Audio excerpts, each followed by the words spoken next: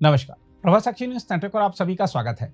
असम विधानसभा चुनाव से पहले राज्य की राजनीति अपने चरम पर पहुंच गई है। सत्तारूढ़ भारतीय जनता पार्टी और विपक्षी कांग्रेस ने अपने अपने घोषणा पत्र जारी कर मतदाताओं को लुभाने की पूरी कोशिश की है।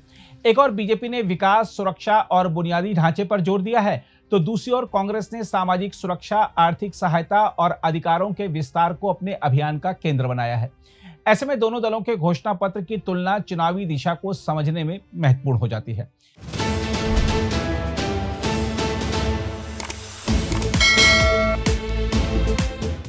हम आपको बता दें कि गुवाहाटी में आज केंद्रीय वित्त मंत्री निर्मला सीतारमण ने बीजेपी का संकल्प पत्र जारी करते हुए 5 लाख करोड़ रुपए के बुनियादी ढांचा निवेश का बड़ा वादा किया है।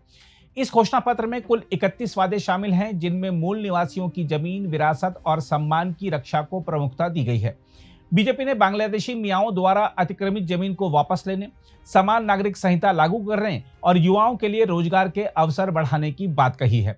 निर्मला सीतारमण ने कहा कि बीजेपी का यह घोषणा पत्र पिछले एक दशक में हुए विकास पर आधारित है, जिसे कांग्रेस अपने लंबे शासनकाल में हासिल नहीं कर सकी। उन्होंने दावा किया कि बीजेपी शासन में असम में शांति स्थापित हुई है और विकास को गति मिली है। उन्होंने कहा कि अब कई युवा असमी विदेशों की नौकरियां छोड़कर राज्य में लौट रहे हैं, जो बढ़ते अवसरों का संकेत है।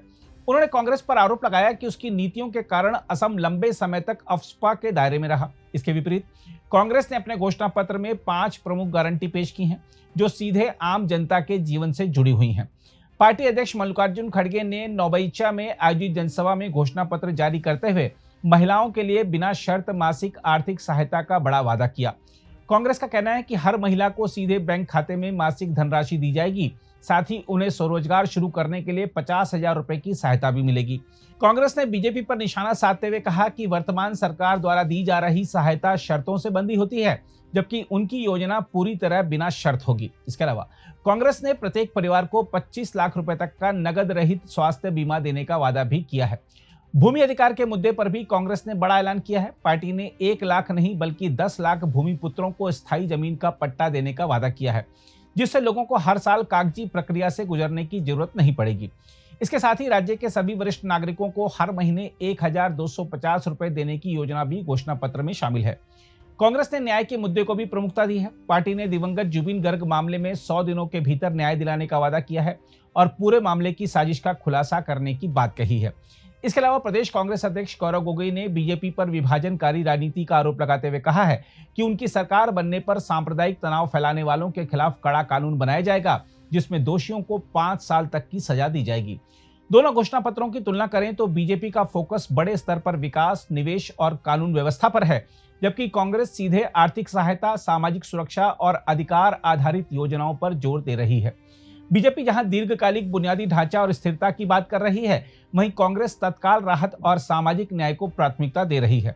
हम आपको बता दें कि असम की 126 सदस्यीय विधानसभा के लिए मतदान 9 अप्रैल को होगा और मतगणना 4 मई को की जाएगी। ऐसे में यह देखना दिलचस्प होगा कि मतदाता विकास बनाम गारंटी के इस मुकाबले में किसे प्राथमिकता देते हैं।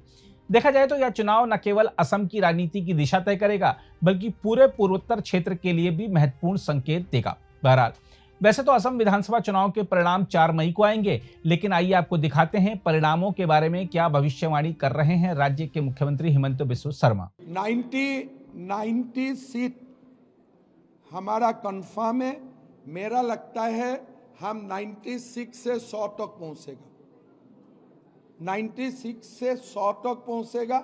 कांग्रेस को 15 to 16 मिलेगा, यूडीएफ को 5 से 6 मिलेगा, राइजर दल को 1 या 2 मिलेगा, असम जातीय परिषद को 0 या 1 का संभावना है, लेकिन खुआंग हारेगा। अगर आप भी लेना चाहते हैं देश दुनिया की तमाम जानकारी, तो आज ही सब्सक्राइब करें हमारे चैनल को। साथ ही नीचे दिए बेल आइकन को जरूर दबाएं ताकि हर अपडेट आप तक पहुंच सके।